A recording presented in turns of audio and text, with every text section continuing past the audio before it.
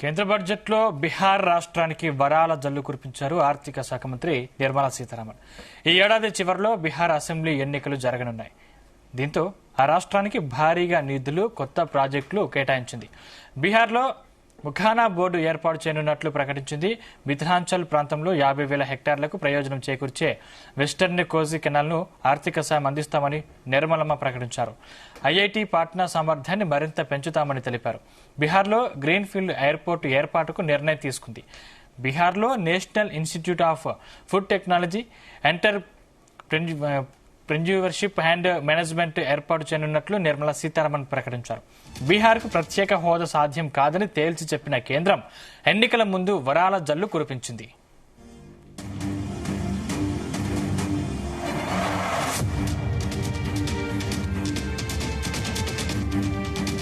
ఇదే అంశానికి సంబంధించిన మరిన్ని పూర్తి డీటెయిల్స్ మా కరెస్పాండెంట్ శ్రీచరణ్ అందిస్తారు. శ్రీచరణ్.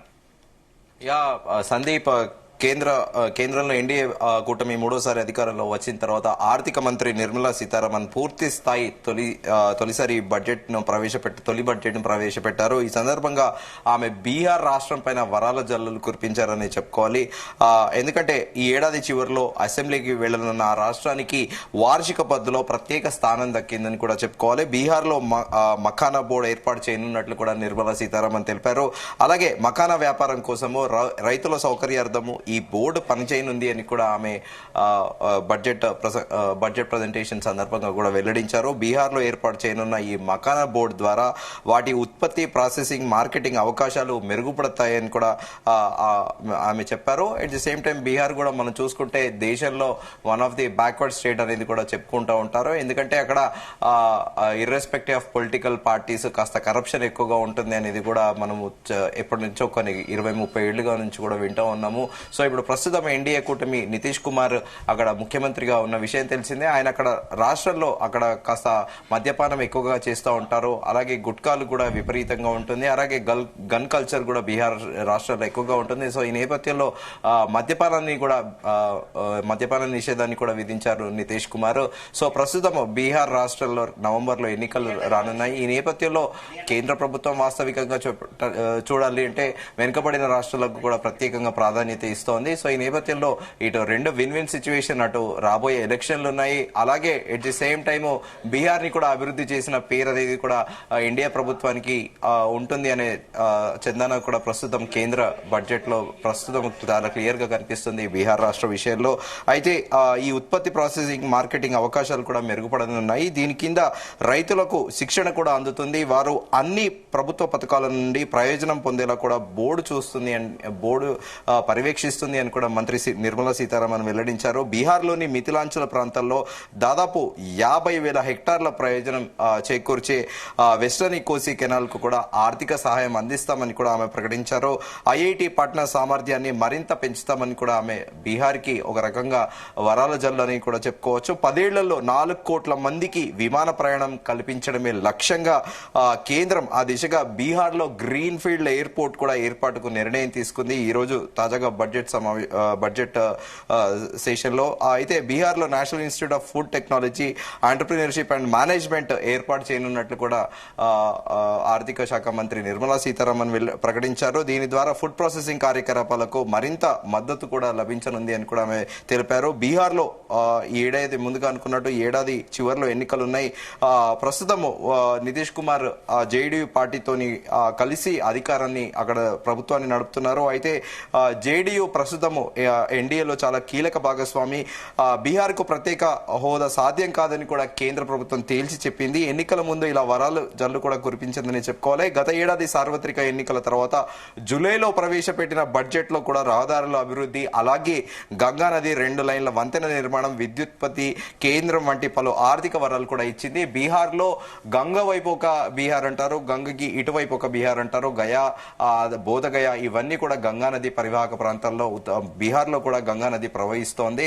సో ఈ నేపథ్యంలో బీహార్ కి ప్రత్యేక ప్రాధాన్యత లభించిందని చెప్పుకోవాలి ఈ బడ్జెట్ సెషన్ లో. And at the same time Nitish Kumar గతంలో కూడా పలు ఊహాగానాలు అవి కూడా వదంతులు కూడా వ్యాపించాయి. ఎందుకంటే ఎన్డీఏ నుంచి ఏ క్షణమైన నితీష్ కుమార్ వైదొలిగే అవకాశం ఉందని, ఎందుకంటే గతంలో కొద్ది సంవత్సరాల కిందట తాను కూడా ప్రధానమంత్రి పదవి రేస్ లో ఉన్నానని, అలాగే మొదట ప్రధాని మోదీకి అలాగే నితీష్ కుమార్ కి మంచి స్నేహం ఉండే, కానీ ప్రధాని మోదీకి సమకాలీన రాజకీయ నాయకుడు కాబట్టి, అలాగే దట్టు నితీష్ కుమార్ కూడా వెల్ ఎడ్యుకేటెడ్, ఆయన ఒక ఇంజనీరింగ్ పట్టభద్రుడు, అయితే తాను కూడా ప్రధాని రేస్ లో ఉన్నానని, తాను మోదీకి సమకాలీనుని అని కూడా ప్రకటించిన విషయం తెలిసిందే. అయితే ఆ తర్వాత కూడా సార్వత్రిక ఎన్నికల సందర్భంగా కూడా బహిరంగ వేదికలో కూడా మేము ఎన్డీఏ నుంచి విడిపోయే ప్రసక్తే లేదు, అప్పుడేదో తెలియక పొరపాటు జరిగింది, కాస్త అస్వస్థకు గురయ్యాము, కానీ ఇప్పుడు ఎన్డీఏని విడిచి అసలు వెళ్లేదే లేదంటూ కూడా నితీష్ కుమార్ ప్రకటించారు. అనంతరం కూడా మరో బహిరంగ వేదిక పైన కూడా సాష్టాంగ నరేంద్ర మోదీకి ప్రణామం కూడా చేశారు. సో ఈ నేపథ్యంలో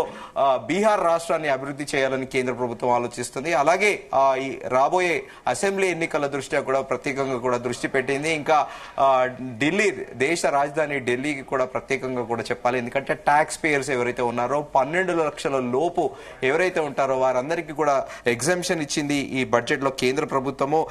అయితే ఢిల్లీలో మనం చూసుకుంటే కేంద్ర ప్రభుత్వ ఉద్యోగులు తో పాటు అలాగే రాష్ట్ర ప్రభుత్వ ఉద్యోగులు, ఢిల్లీలో మొత్తం కేంద్ర ప్రభుత్వానికి సంబంధించిన అధికారులు, అలాగే గ్రూప్ 1, గ్రూప్ 2, గ్రూప్ 3 కేటగిరీస్ గా కూడా మొత్తం ఉద్యోగులే ఉంటారు. సో ఉద్యోగులందరికీ పెద్ద ఊరట అనేది చెప్పుకోవాలి. ఎందుకంటే 12 లక్షల వరకు కూడా ట్యాక్స్ ఎగ్జామ్షన్ అనేది ఇవ్వడం కూడా సర్వత్రా ఇప్పుడు పర్టికులర్ గా ప్రభుత్వ ఉద్యోగులందరి తరఫున కూడా హర్షం వ్యక్తం చేస్తున్నారు. సో ఈ నేపథ్యంలో బీహార్ కి ఢిల్లీకి ప్రత్యేక ప్రాధాన్యత ఇచ్చారని కూడా చెప్పుకోవాలి. ఎందుకంటే ఇప్పుడు ఢిల్లీలో కూడా 4వ తారీఖు అక్కడ అసెంబ్లీ ఎన్నికలు కూడా పోలింగ్ జరగనుంది. ఈ నేపథ్యంలో ఢిల్లీలో ఉన్న ప్రభుత్వ ఉద్యోగులందరూ కూడా ఇప్పుడు ఈ ట్యాక్స్ ఎగ్జిబిషన్ ఇవ్వడంతో భాజపా వైపు మొగ్గు చూపుతారు అనేది కూడా చూడాలి. కానీ మొత్తానికైతే ఉద్యోగుల్లో అయితే అందరూ హర్షాధికం అయితే వ్యక్తం చేస్తున్నారు. సందీప్, శ్రీచరణ్, అంటే బీహార్ కి కేంద్ర మంత్రి నిర్మలా సీతారామన్ వరాల జల్లు కురిపించినప్పటికీ తెలంగాణకు వచ్చేసరికి కనీసం తెలంగాణ ఊసు ఎత్తలేదు. అసలు దీన్ని ఎలా చూడాలి? డెఫినెట్ గా ఇది చాలా విచారకరమైన విషయం. ఎందుకంటే రెండు తెలుగు రాష్ట్రాలని కూడా ఈసారి కేంద్ర ప్రభుత్వ బడ్జెట్ లో కూడా ఎక్కడ కూడా ఎలాంటి కేటాయింపులు అనేవి జరగలేదు. వాస్తవికంగా చూసుకుంటే జీడిపిలో అంటే హైయెస్ట్ ట్యాక్స్ రెవెన్యూ అనేది కూడా దేశంలోనే మన తెలంగాణ నుంచి కూడా వెళ్తుంది. తెలంగాణ టాప్ లో ఉంది ట్యాక్స్ రెవెన్యూ కలెక్షన్ లో. కానీ తెలంగాణ రాష్ట్రానికి మాత్రము బడ్జెట్ లో ఎలాంటి కేటాయింపులు ఇవ్వకపోవడం అనేది కూడా చాలా విచారకరమైనది. మరి దీనిపైన ఇప్పటికి ఇక్కడ స్థానిక ముఖ్యమంత్రి గాని, అలాగే ఇద్దరు కేంద్ర హోం మంత్రులు ఇక్కడ కేంద్ర మంత్రులు ఉన్నారు. ఇటు కోల్స్ అండ్ మైనింగ్ శాఖ మంత్రి కిషన్ రెడ్డి, అలాగే కేంద్ర హోంశాఖ సహాయ మంత్రి బండి సంజయ్ కుమార్, వాళ్ళు ఎలాంటి వివరణ ఇస్తారనేది కూడా చూడాలి. అలాగే పలుమార్లు కూడా సార్వత్రిక ఎన్నికల సందర్భంగా ప్రధాని నరేంద్ర మోదీ వచ్చినప్పుడు కూడా ప్రత్యేకంగా ఇటు నిజామాబాద్ తో పాటు జైరాబాద్, అలాగే మెదక్ లో ప్రత్యేకంగా దాదాపు 15,000 కోట్ల రూపాయల అభివృద్ధి కార్యక్రమాలకు శంకుస్థాపన చేశారు. మనం రీసెంట్ గా కూడా చూస్తే చర్లపల్లిలో ప్రత్యేకమైన టెర్మినల్ రైల్వే స్టేషన్ కూడా ప్రారంభించారు. సో ఇవే కాకుండా ఇంకా భవిష్యత్తులో ఏమైనా కేటాయింపులు ఉంటాయా అనేది కూడా ఆ ఇద్దరు కేంద్ర మంత్రులు అనేది వివరణ ఇవ్వాల్సి ఉంటుంది. ఇది ఒక రకంగా చెప్పాలంటే ఇప్పుడు కాంగ్రెస్ ప్రభుత్వానికి, ఇక్కడ ఉన్న ప్రభుత్వానికి ఇది ఒక బ్రహ్మాస్త్రం అని చెప్పుకోవాలి. ఎందుకంటే బడ్జెట్ లో ఎలాంటి ఊస లేకపోవడం కూడా, ఇది కూడా highest tax revenue collection state, one of the top state లో తెలంగాణ ఉన్నప్పుడు ఖచ్చితంగా తెలంగాణకు కూడా కన్సిడర్ చేయాల్సి ఉంది కేంద్ర ప్రభుత్వము. కానీ కేంద్ర ప్రభుత్వము ఎలాంటి కేటాయింపులు అనేది కూడా చేయలేదు. ఇంకా ఆంధ్రప్రదేశ్ విషయానికి వస్తే ప్రత్యేకంగా ప్రత్యేక హోదా అని 2014 నుంచి కూడా అడుగుతున్నారు రాష్ట్ర విభజన తర్వాత. సో ప్రస్తుతం ఎన్డీఏ అలయన్స్ ఉంది అక్కడ ఆంధ్రప్రదేశ్ లో కూడా. ఆంధ్రప్రదేశ్ కి కూడా ఎలాంటి కేటాయింపులు లేకపోవడం కూడా ఇప్పుడు గమనార్హం అని కూడా చెప్పుకోవచ్చు. సందీప్, అంటే పేద మధ్యతరగతి విషయంలో గతంతో పోలిస్తే ఈసారి కేంద్ర బడ్జెట్ ఎలా ఉందనుకోవాలి? గతంతో పోలిస్తే చాలా మెరుగనే చెప్పుకోవాలి.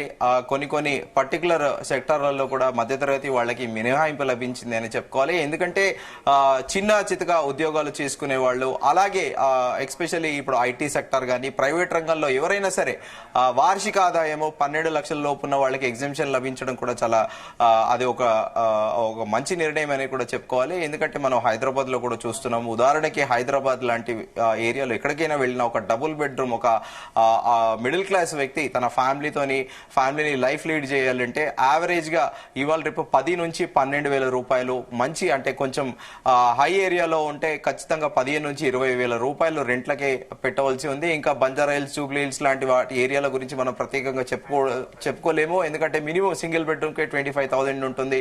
సో ఒకవేళ తను ₹1,00,000 సంపాదించినా కూడా రెంట్కే దాదాపు మెయింటెనెన్స్ అవి ఇవి అని దాదాపు 30,000 వరకు కూడా ఖర్చు చేస్తూ ఉంటారు. సో మధ్యతరగతి వాళ్ళకి, ఎవరైతే ఉద్యోగులు ఉన్నారో వాళ్ళకైతే ఇది ఒక రకంగా చెప్పాలంటే అడ్వాంటేజ్ అని కూడా చెప్పుకోవచ్చు సందీప్. Thank you Sricharan.